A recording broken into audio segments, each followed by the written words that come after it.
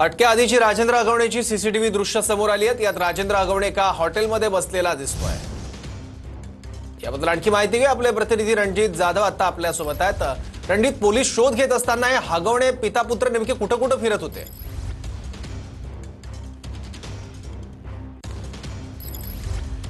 सौरभ, आपण पाहिलं तर महाराष्ट्राला लाजवणारी आणि निर्लज्जतेचा कळस गाठणारी ही जी घटना जी आहे ती घडली होती। त्यामध्ये सुशील हगवणे असेल किंवा राजेंद्र हगवणे हे जे आहे ते 17 तारखेपासून गुन्हा दाखल झाल्यानंतर फरार होते। काल पोलिसांनी शोध घेतल्यानंतर ते एका सीसीटीव्हीमध्ये स्पॉट झाले।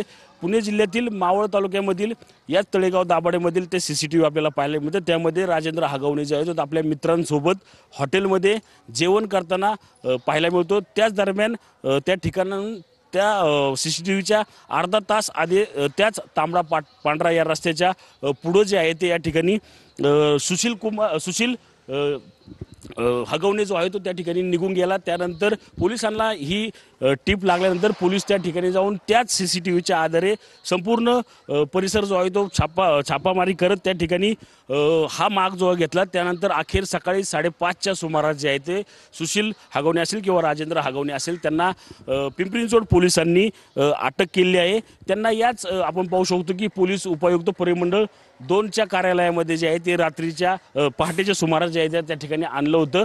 या ठिकाणी आता कुठलाही निर्मनुष्य हा या ठिकाणी आता हा परिसर झालेला आपल्याला पाहायला मिळतो। मात्र काल आणि परवा या 2 दिवसांमध्ये मोठ्या प्रमाणात जे आहे ते पोलीस तपास करत जे आहे ते पिंपरी चिंचवड पोलिसांकडून या दोन्ही आरोपींना या ठिकाणी अटक करण्यात आलं आहे। काल उपमुख्यमंत्री अजित पवार यांनी भर सभेत याला अटकच करणार, सकाळपर्यंत हा अटक होईल अशी जी आहे ती या ठिकाणी माहिती दिली होती। त्यानंतर 5:30च्या सुमारास स्वारगेट बस स्थानकाच्या जवळून तिथून निघून जाण्याच्या तयारीत असलेले हे दोघंही त्यांना पिंपरी चिंचवड पोलिसांनी जे आहे ते आता अटक केली आहे। या संदर्भात काही वेळानंतर पिंपरी चिंचवड पोलीस जे आहे ते अधिकृत प्रेस या ठिकाणी घेतील।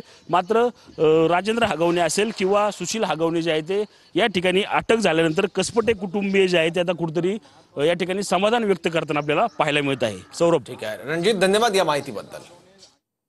सीसीटीव्हीच्या आधारे पोलीस हगवणेपर्यंत पोहोचलेले आहेत। अटक्या आधीची राजेंद्र हगवणेची सीसीटीव्ही दृश्य आहे। एका हॉटेलमध्ये जेवताना राजेंद्र हगवणे दिसतोय। पोलीस गेल्या काही दिवसांपासून त्याच्या मागावर होते।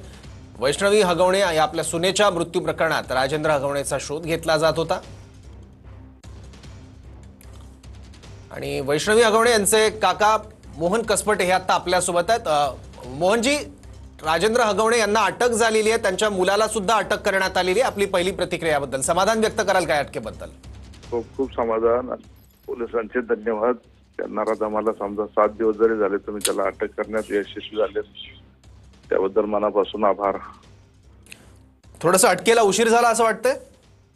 अटकेला उशीर झाला, ठीक आहे, काही अडचणी आल्या असतील पोलिसांनाही, पोलिसही कधीच होते, परिश्रम नाही असं म्हणता येत नाही, पण तो नराधम दरवेळेला काहीतरी पत्ते बदलत असावा।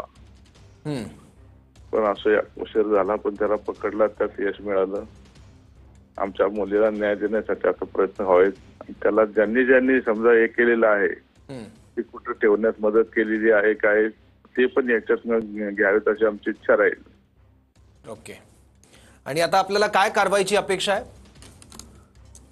आता आम्ही म्हणतो की त्यांना तर मोकाच लावला पाहिजे।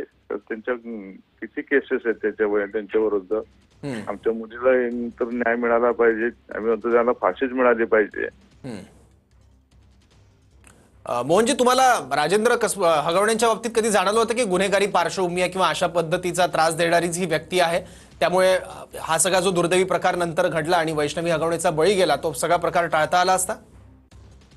आम्हाला लग्नाआधीच थोडी कल्पना होती याची, परंतु काय झालं होतं, हे अरेंज मॅरेज नसून लव्ह मॅरेज होतं। आमची मुलगी ऐकत नव्हती की त्याच्याशीच लग्न करायचं, आणि दुसरीकडे पाहायला गेलं तर तो लग्न मोडत होता ना मुलगा।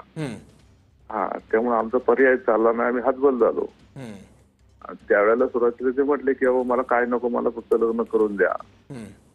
आणि ज्या वेळेला गंध लावलं घरी, आम्ही त्यांच्या घरी पाहायला गेलो, गंध लावत मुलीच्या घरी गंधाचा कार्यक्रम होतो, परंतु आम्हाला तिकडे बोलावलं, त्यांनी तिथं लगेच भटजीबा बोलून तिथं त्यांनी गंध लावला आणि आम्हाला अडकून टाकलं। आणि मग दुसऱ्याच दिवशी